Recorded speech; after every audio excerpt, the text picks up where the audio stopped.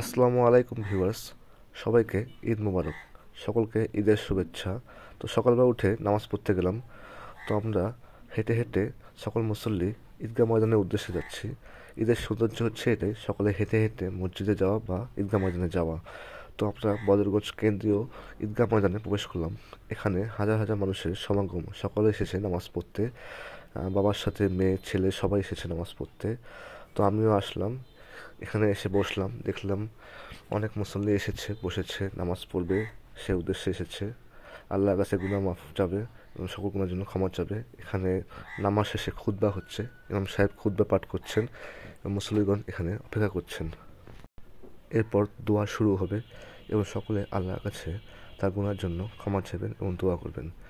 তো দোয়া শেষ, সবাই এখন কোলাকুলি করছে। ঈদের সৌন্দর্য হচ্ছে এটাই, নামাজ শেষে সবাই একসাথে কোলাকুলি করা। এর মাধ্যমে ঈদের নামাজ শেষ হলো, আমরাও বাড়ি চলে আসলাম। ধন্যবাদ।